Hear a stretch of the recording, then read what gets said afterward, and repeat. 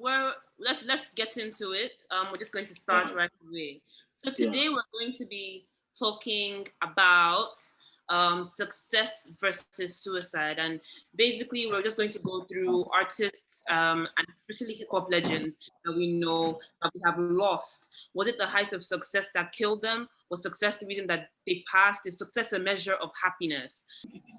It's a strange one, but I mean, I look at success as something it's like a flame. It's a consuming fire. It's like a candle. For a candle to light, it needs to consume, I mean, the oxygen around it, and essentially that's the euphemism I would compare to success. So, I mean, you can be successful, but I mean,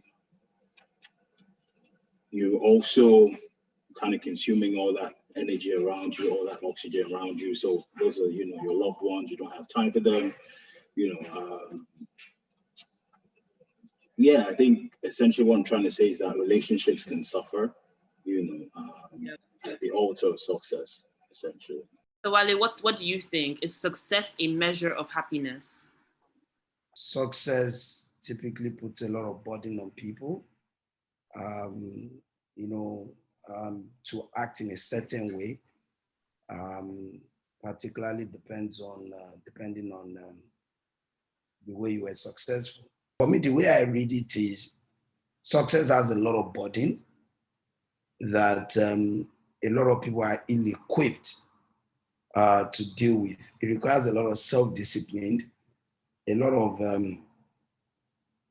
looking in the mirror and telling yourself the truth, and also probably paying money for people to tell you the truth, because most people around you won't be able to tell you the truth because they don't want to upset you and because you are the man. I agree that it's a trade-off. Success brings with it a goldfish bowl, and everybody keeps looking at it. And some people are able to handle that level of scrutiny of their daily lives better than others. And there are examples of celebrities where all it did was just amplify the demons that they were battling before they became successful. So that's just basically what just amplified. That's what basically just happened. I mean, a case in point, we can talk about Whitney Houston, which we'll talk about a bit more. All that did was just amplify her demons. It's the same thing that applied to people like DMX as well. And then there are other people that they just couldn't take the fame. No matter how successful they became or how famous they became more and more isolated. A perfect example is Kurt Cobain of So let's see your face now. Eh? Let's see your face now. It's the bandwidth. If I open this thing now, to be dragging. Okay. So, but don't worry. Once I finish talking, I'll switch over. So you're saying Kurt Cobain, sorry. Yes, I was saying that someone like Kurt Cobain was a perfect example of having all the success or what we deemed or what society would deem as a very successful person, but being so isolated in themselves that they took their own life. So all success does is just amplifies whatever demons you had or whoever you become. And the ones that have longevity in the fame game are those that are able to handle that level of success. And those, I mean, if you want to go granular, you can look at it and say, well, what do we define as success? Is it monetary? Is it by fame? Or is it by vindication? It all plays into different people, how they perceive themselves generally. And I think not only does this apply it applies to celebrities because we hear about them more, but I think even in everyday life, we testify it. I know of certain people within Lagos that achieved a certain level of success in whatever endeavors that they did as society will put it to them, but they're one of the most lonely, paranoid people I've ever met in my life. And I look at them and I will not trade that success for that kind of lifestyle. I'd rather just have the peace and quiet of my little success and not trade for that. So not only does it apply in celebrity life, but it applies in even our lives, our daily lives as well. So for me, that's my two cocoa on this topic. Thank you. Thank you very much. Thank you very much. Welcome, Zaynab. I see you have joined us as well, and Shay too. Welcome to Lagos Vibes. Always a pleasure to have you here. Does anyone else have anything that they want to add on this first part of the conversation before we move on? Yeah. Sure. Okay. Thank you. Please share. All right. I think one of the key things to try and understand is the genre of music we're talking about. The genre of music itself defines success. If we're talking strictly about hip hop dictates what success is to you. Every other song out there is telling you what you need or what you should achieve for you to be regarded and be celebrated as a relevant artist in your field. Those within the industry understand, for instance, if you speak to fellow hip hop heads and they tell you who's the most successful artist, etc., they might mention some names which you'll be scratching your head and thinking, when was the last time I heard, or that person hasn't done anything, etc. But then if it's defined potentially as a genre of music which could promote a bit of toxic, well, for want of a better word, toxic masculinity. Because growing up, we heard what we heard.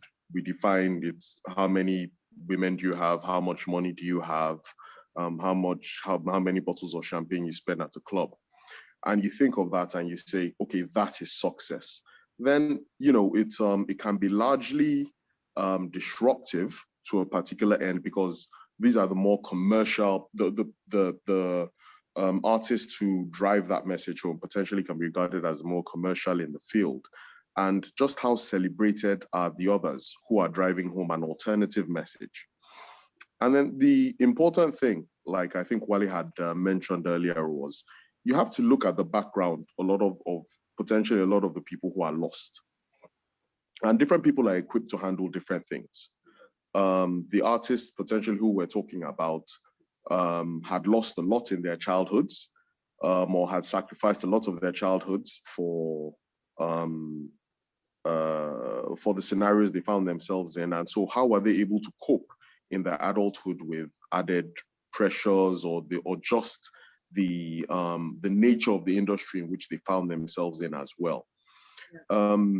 Even the mere fact, if you think about it, because I think one of the key words mentioned here was suicide.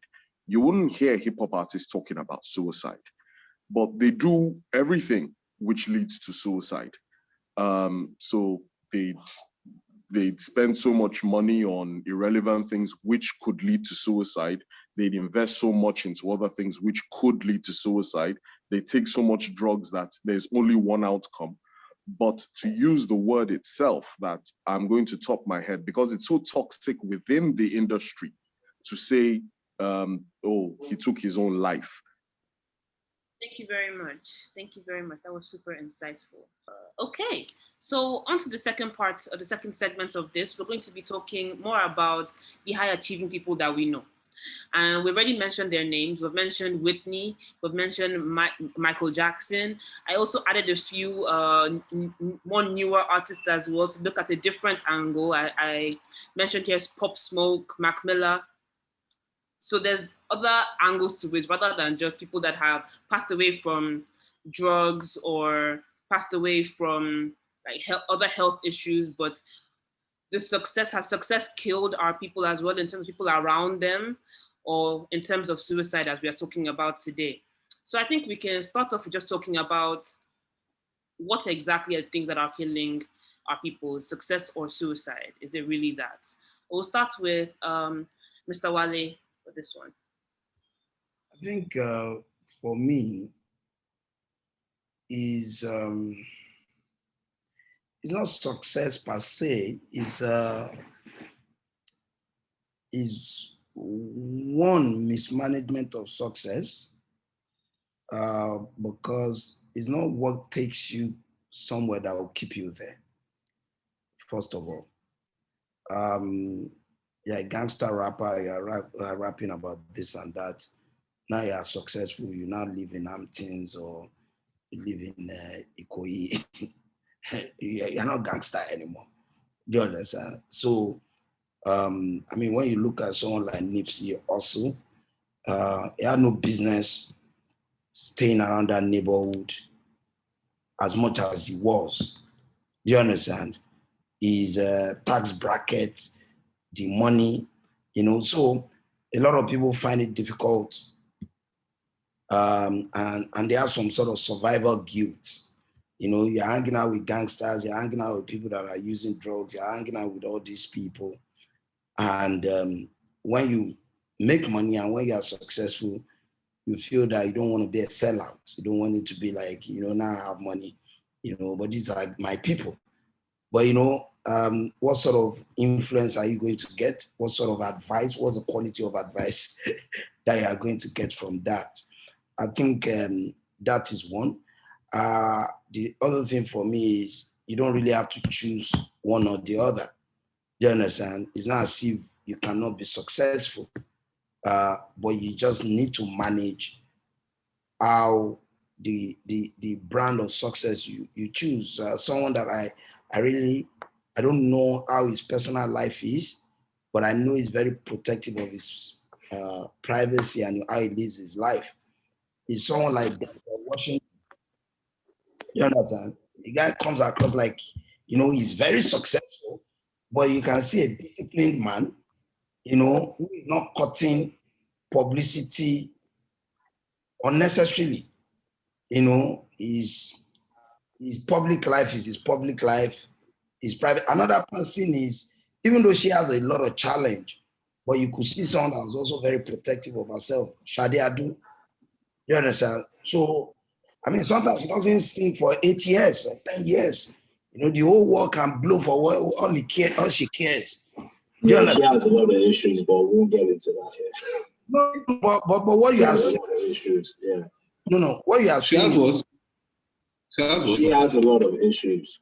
No, what I'm saying, you can hear me. There's nobody that doesn't have issues. How are you managing it? Do you understand? Has she killed herself? Do you understand? Not yet. She's struggling, but she's managing. That woman is almost 60 now, if not more than that. So you can fairly say that she's managing success well. You are not going. Grace of God, you see, it's not as if you don't have issues. Jay-Z has issues, but is he managing it? Look at DMX. Is he managing it by going to jail every day? Do you understand? Michael Jackson, was he managing it by being taken to court as a pedophile? Do you get where I'm coming from? I mean, there's nobody that doesn't have demons that they are dealing with. I don't know about you guys. Everybody has what they are dealing with. Do you understand? But what is really important is don't get consumed by that success. Thank you very much. Thank you very much. Definitely some interesting points made there. Kinzo, would you like to jump in now? So we're talking about a more in-depth look at success, the killer, when it comes to specific people, Whitney, Michael, DMX. Are these the things that are killing? Are this what is killing our people, and how is it doing so? No, I think I 100% agree with what Wale has said. I think it's a question of self-discipline. Like I said earlier, what it does, all this success does, just amplify whatever demons everybody has, and then it's a question of how you then are able to manage those demons. So unfortunate that someone like DMX, he had been battling drug abuse before he became famous. So, and he had a problem with authority. I mean, as much he was a troubled soul, but a lot of the great artists that we know today, or from our generation, are really troubled people. or if they were in trouble, they were of poor standing in society. So it depends on how people are able to address those issues. Drug abuse is drug abuse. You can be a famous celebrity, you can be an addict underneath Ojo Elegba Bridge. You are battling the same thing. It's just that it's your ability to deal with those issues as well. I mean, while I say all that, I spare a thought and I put a caveat on celebrities that are from childhood. So people like Michael Jackson, Drew Barrymore, of those ilk, children that were born into fame from the beginning, and then what would be interesting, Whitney as well. What would be interesting to see would be what happens to the children of today's celebrities, and how would they turn out. Would be very interesting to see if they can break that cycle of it as well. So, in conclusion, I agree with Wale in the sense that there's a question of discipline involved in it. But at the same time, I think also as a society, we have to learn that these people are humans, and a lot of the time, some of them are even flawed human beings as well. And we have to stop demanding so much of them, of their lives, and take it easy a bit with them. Which is why I'm hoping that this reality TV generation or era will come to an end pretty soon, because I think the damage that is going to happen from this thing, the stories are yet to be told. You guys, can you just imagine how, imagine, you become a superstar overnight. You get signed to like maybe Sony Music, and for like, before you get signed, you've been hustling all over the place, selling your records in the trunk of your car and all that. You get signed to like a big, record label, and life just starts like that in a flash. Imagine the pressure of the artist, you were selling out just maybe a show of maybe 50 people. Now you're in front of millions. They know you everywhere. You're traveling from Africa to Dubai, to, everywhere in a very short period of time. For an artist that just came from maybe Ojo Elegba or somewhere in Ajegunle, hitting that limelight like this, so it just puts so much pressure on someone. And if you were smoking like a joint before, just one joint or a weed, with that pressure, you start smoking five, start getting to other drugs, start doing all that. I'm not saying that you should be irresponsible, but it's just too sudden, for a place like America, it's just crazy. I read something as well that said when Bobby Brown was actually asked whether he believes Whitney Houston's death to be by drugs, he said no, that he actually thinks that she died from being brokenhearted and from what the industry did to her. So, Bolahon, your take on that as well would be great. Okay. I mean, two things. What would be interesting to know is what's the proportion, if you like, of child stars, or people that found fame really early.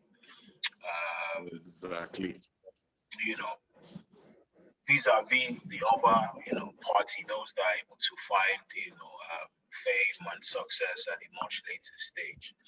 Because I have a hunch that perhaps being able to find yourself and being grounded in yourself before you become famous has a lot to do with or something to do with how you're able to handle it once you kind of make that transition. I think a lot of these child stars are obviously finding themselves or don't even know who they are. Essentially, they grow up. You're famous for this, so you don't really go through. I think Wale touched on it. Go through the process of becoming, and you're just thrust into something, and you almost have a script you have to follow every day. So you never really get a chance to form properly and become yourself. Wally made a point about Denzel and people like Sade. I mean, Denzel. I think there is a shift in celebrity, so to speak. Will Smith said something recently. I was asked why he came on social media. I mean, Will Smith also had a lot of that mystique, if you like. Years ago before he came on Instagram, and what they was being asked that, look, it took a while. How are you? Just getting on Instagram, and he was like, back in the days when he was, trying to make it, what they were always told was that you need to limit your public exposure so that there's some level of anticipation when you're going to come out with a new movie.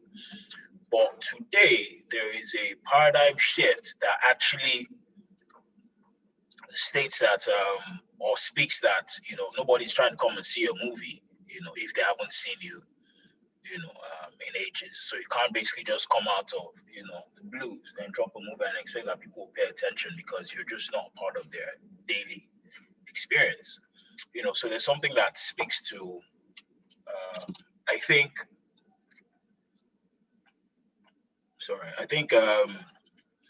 essentially I don't think we can realistically or we should define ability to handle celebrity or fame or success by how you keep yourself away from the limelight, so to speak. I think in today's celebrity industry, you kind of need to be in the limelight, and there's a science to obviously that, so that you stay relevant. I see Zaynab's hand up here. You can unmute and speak your mind. Sade, that if she's putting herself out there, I don't know. She might, obviously she has her reasons for being AWOL or whatever. Because for someone like Diana Ross, who is always out there, not like she's releasing music or stuff, but at least you see her attending award shows, or you see her at places. Someone like that now, like, what endorsements is she getting? Like, her being out there is still not, I don't think it's doing much for her career like that. Charlie. Exactly. So Lauryn Hill is probably going to go the same way Sade has gone. That's someone who I think is probably might never even release anything again for us. It might just be that one album that she has that we'll just have to be managing.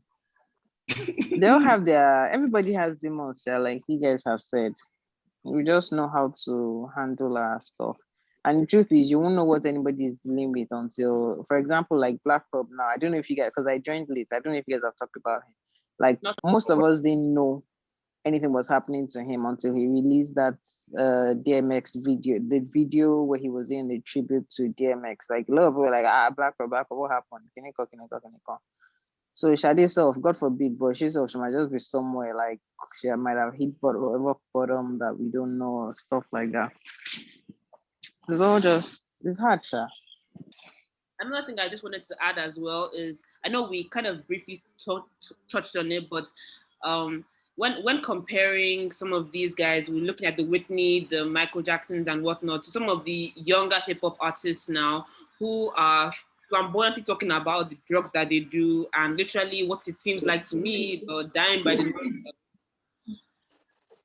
like, is it really getting any better in the sense of these young artists are talking about trying to get the most cars, trying to get the biggest house, trying to do this, trying to do that, getting into more drugs and then ending up dying literally by the numbers. It's all a cycle. I think Wale, if I could come in quickly, I think Wale has kind of mentioned it. I think it's a discipline thing. I think it's very clear in that sense. I had a conversation with someone. I mean, I was in the room with a couple of people who kind of have been in the music industry for years. I mean, in Nigeria and obviously now internationally. I'm sure if I drop some names, we'll all recognize and know who they are. And one of the things that they said, one of the things one of them said while we had the conversation was that, see, you're plucking up people, at least we use the Nigerian scene, people from obscurity. This guy's, basically come from nowhere, and he's got to a point where every time he tweets, or says something or releases, puts a picture up on Instagram, I mean, is practically worshipped, right? So it takes a certain type of discipline and a certain type of self-control to not essentially just lose it, because you almost kind of get this God complex. Bola, your hand is raised. Valid points. Okay, thanks, guys. I wanted to just touch something very quickly. I can't remember what it was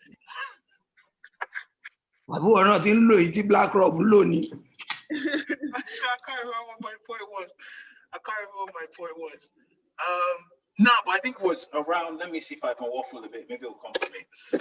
I think it was just largely around. I mean, I was going to come in when Zaynab obviously said that. Look, a lot of us are employers of labor, and I'm just trying to look at it from the perspective that, somebody worked for me 5-10 years ago. I mean, it was good. I was good to him while he was there.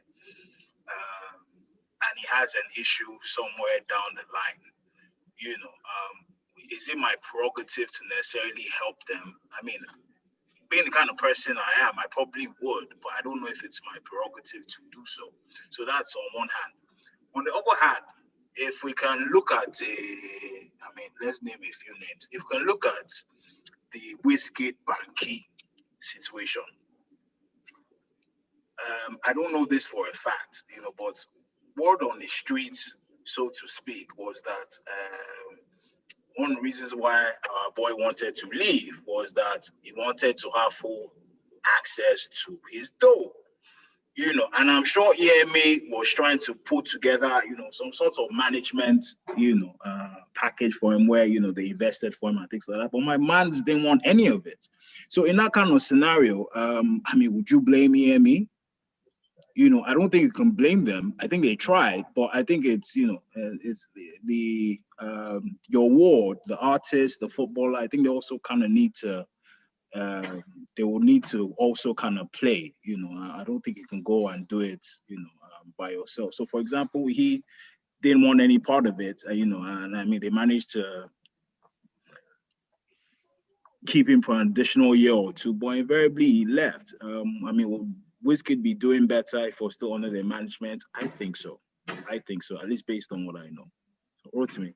They would have been able to help him address the issue of just impregnating people all around. That's all. Sorry, if I can come in. I see you. Sure. Do you mind if I have a word? Oh, sorry, you were going to say something. Go ahead. No, I was saying, I just saw your hand up. Please go ahead. Yes. I don't know if it's coming from a sort of like socioeconomic background. I genuinely don't believe all these private companies, private organizations have any business taking any moral responsibility. I think the law has to be very clear. I think trade unions have to be very strong. And I think all these things need to be pushed back. To put the burden, or not the burden, or to say there's some sort of responsibility from these guys to come in and like a puff daddy to have some sort of, he will turn around and give you 1,000,001 reasons and all the other things that he's doing with his money, if it's down to him. And he will be valid. He will turn around and tell you he's helped the community in Texas or in wherever he comes from in New York, that he has put his money there, that was his own, or not that was his own with BlackRock, but instead of the 50K for a transplant, he has put 500K back in. These things have to be, there has to be a regimented structure to them. And then, because once again, we're not reinventing the wheel. All these things we're talking about being to be able to support talent, which is coming into an industry which is geared to exploit it. It's there for us. We can see it. The NBA, the NFF, the Premier League, they're all there. They tell you exactly. It's the music industry which refuses, it's in its own rock and roll manner, to let these guys handle things themselves.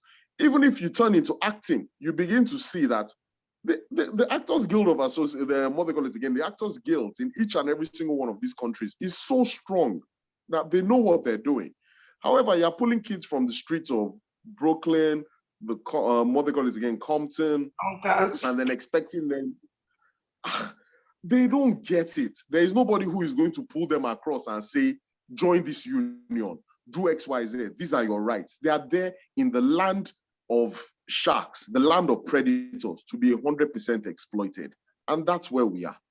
The unfortunate thing is all these kids who are meant to be taught what is meant to, what is right, what is wrong, how to do these things, we can't also leave it into the hands of record companies. What's the job of a record company? At nowhere during its objectives, as everybody has registered company, nowhere in the objectives or aims and associations did it tell you my job is to go around and look after everybody who joins my organization. They are money-making establishments. To battle against this is to flow against the tide. Understand that you yourself, you have a role. People have spoken about their duties, and they've spoken about discipline. You can't have discipline if you don't even understand what discipline is. You might be disciplined. You might know that if you show up at 5 o'clock in the morning, you're going to sell 20 grand worth of crack. That is your own discipline. Nobody disciplined you about how to take care of that money once it lands in your hands. And who is going to do all these things? We're depending on Puff Daddy. Puff Daddy, hey God. Thank you. Well, you know, Puff, Very true. Puff is an industry leader. He's a leader in the industry, even if the money is not coming from his pocket. Vida, Puff has been exploiting niggas for 25 years. Exploiting. Look. Take that. I'm using. Take that. Bad boy reunion. Exploit. I'm using. If you are going to go and join There's no difference between Puff and Suge Knight, except Puff doesn't have muscle. Exactly. Puff can package himself. Muscle there. Love, financial muscle. He has the right muscle. No, love. Love. That did he love? These guys are there they've gone to their home bases. This guy went back to Brooklyn. He went to the Yonkers. He picked up guys. All of them signed ridiculous deals. Till now, ask the Locks, tell the Locks to say one positive thing about Puff Daddy. They cannot. Except maybe he wore massive pants. No, they made up.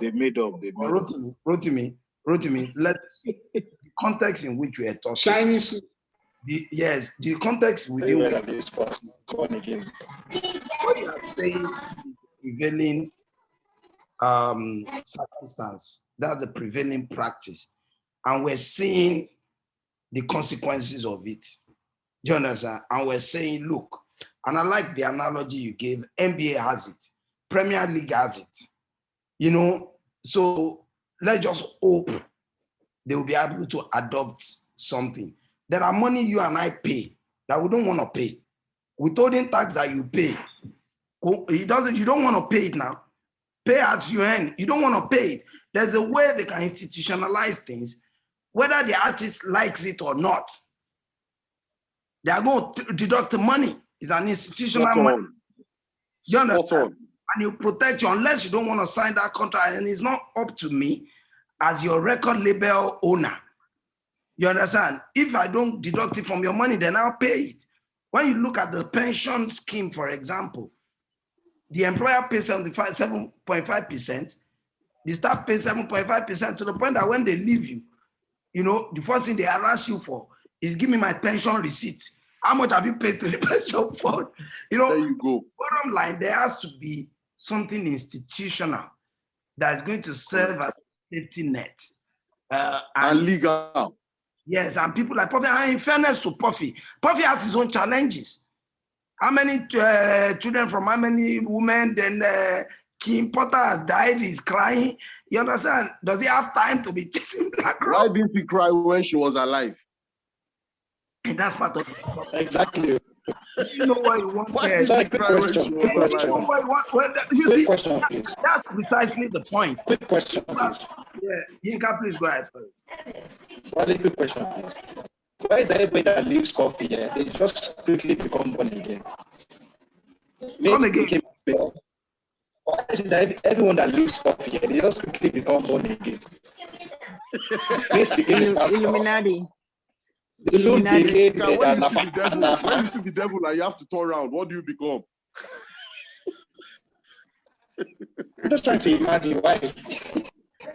Everybody wants around with the pastor. Everybody turns around and see. I'm sorry to jump in, but this thing is clean and clear.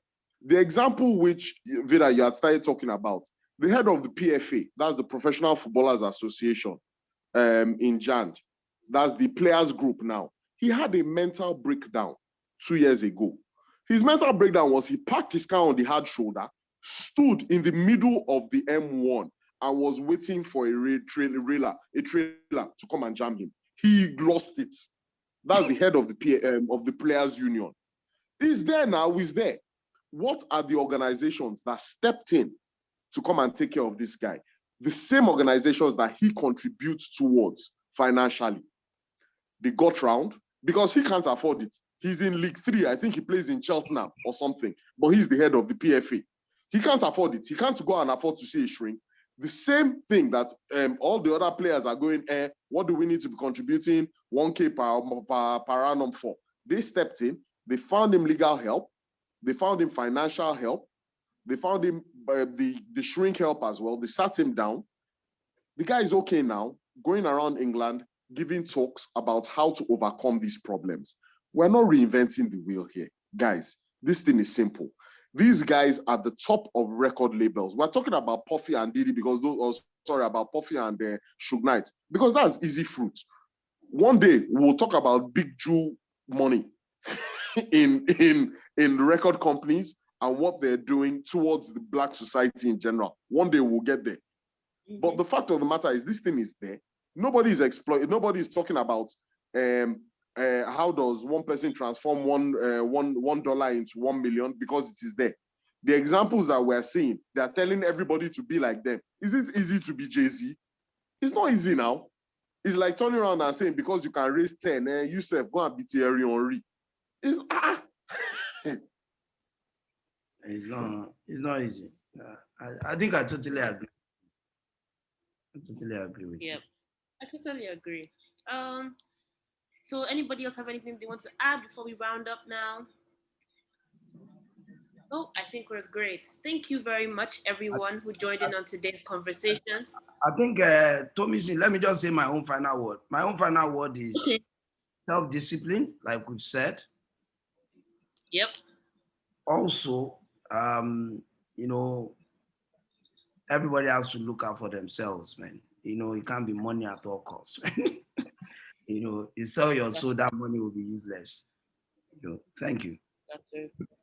Thank you. Thank you very much.